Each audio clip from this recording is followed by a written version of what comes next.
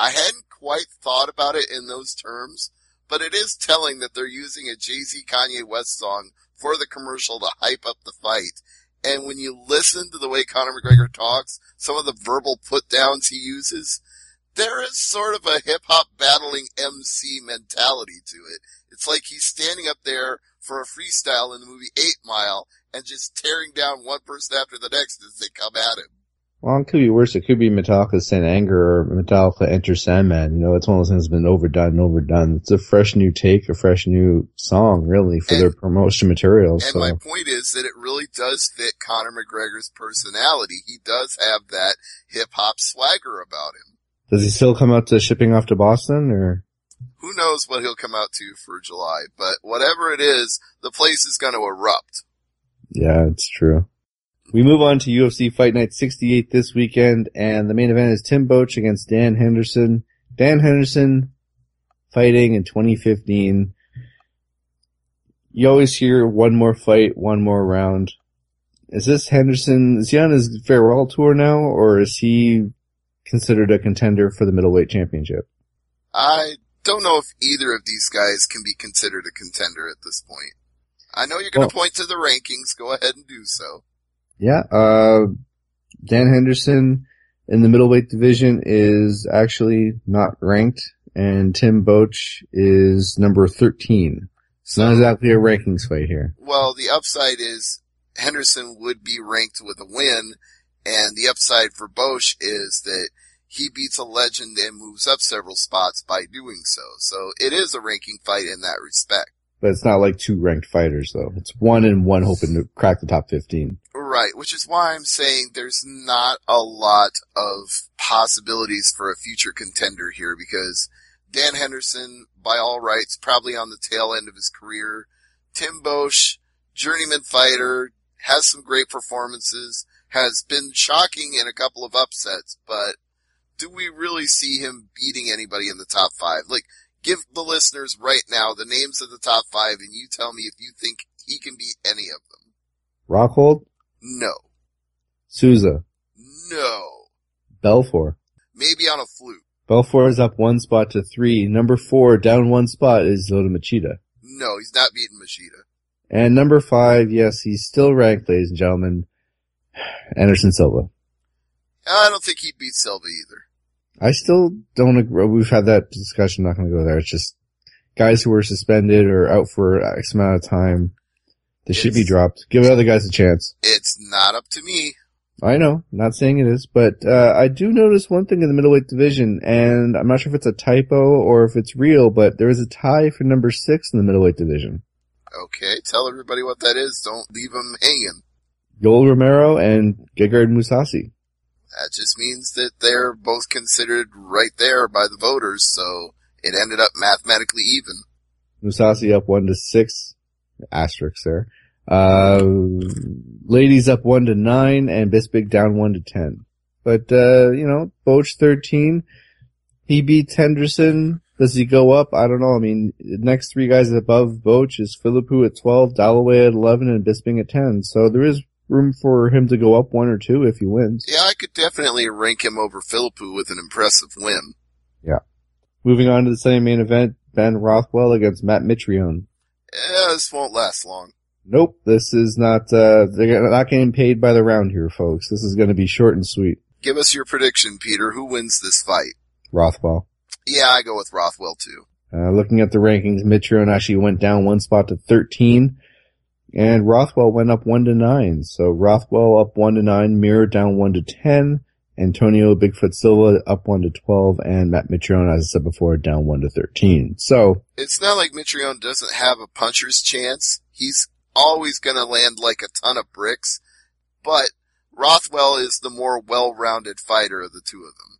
True. It's once that door closes, anyone's got a chance. I agree with you, but unless Mitrione hits the knockout of all knockouts, I don't think he wins this fight. You know, it's partly not Mitrione's fault because he got into the sport pretty late. Mm-hmm. If he'd been around as long as Ben Rothwell has been, then it wouldn't be a problem picking him to win this fight. But we're talking about Ben Rothwell here. I mean, the man has over 40 fights as a pro.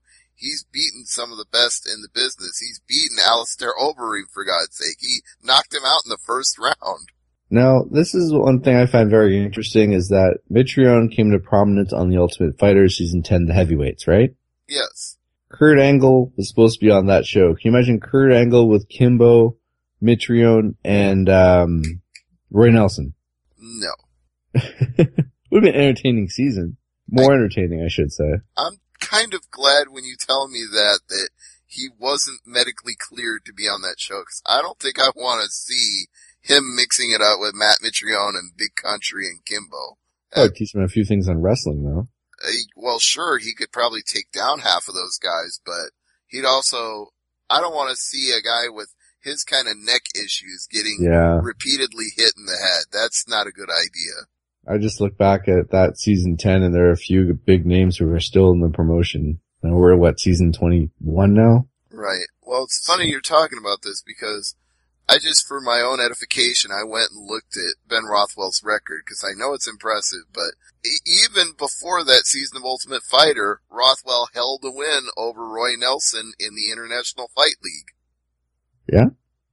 Looking at the card for the finale, this is the finale, folks. This is Roy Nelson against Brendan Schaub to win the title. This also was the one show where John Jones lost. He got disqualified for the 12-6 elbow. 12-6, one of the dumbest things I've ever seen on a show. Kimbo Slice at a catchweight of 215 beat Houston Alexander. Mm-hmm. Frankie Edgar beat Matt Veach, and Matt Mitrione beat Marcus Jones. Irish Hand Grenade. The Irish Hand Grenade is Marcus Davis. Oh, right, Davis, my bad. I had a lot of Marcuses the last few days that have been talking about it. They all kind of melted after a while.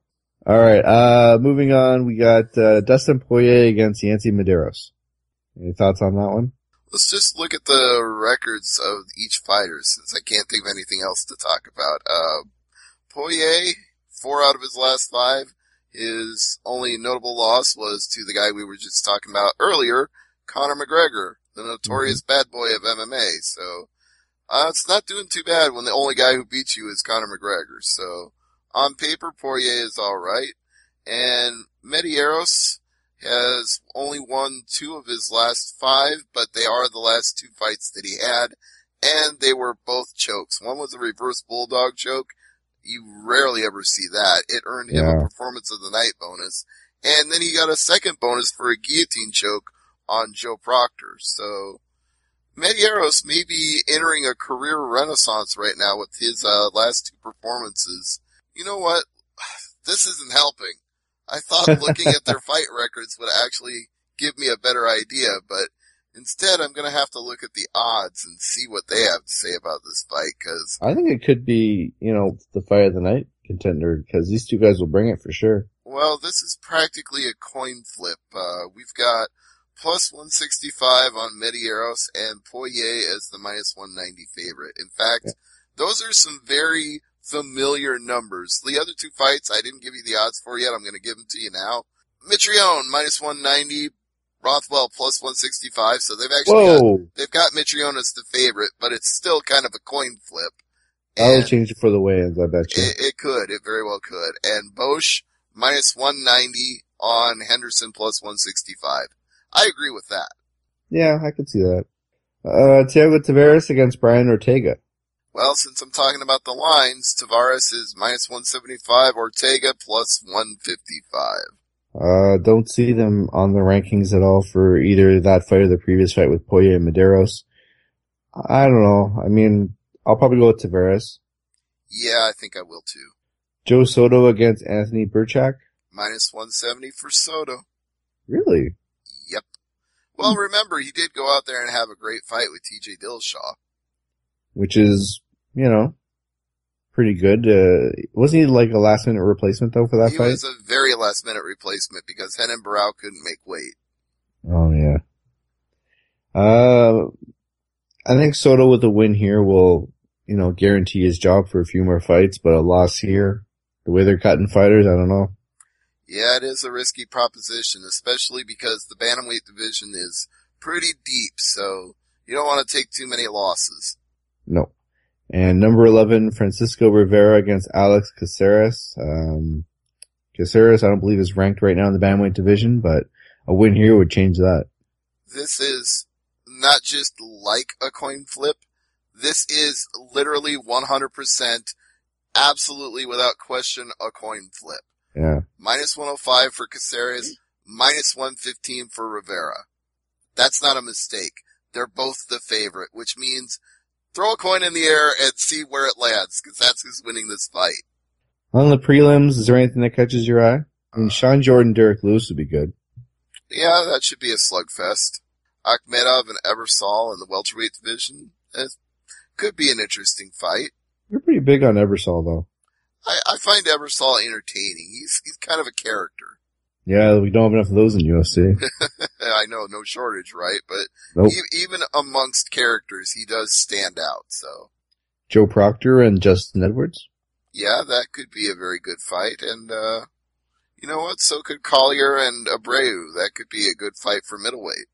Yeah, absolutely. There's not a lot of huge names on this card. No pun on, Derek Lewis, Sean Jordan, Ben Rothwell, Matt Mitrione, because those are huge guys. I mean, this is not like the superstar card. They're saving that for, International Fight Week. I suppose they are, but in terms of quality fights, you got a lot of fights that are very, very close by the odds. You got a lot of guys that are very evenly matched up.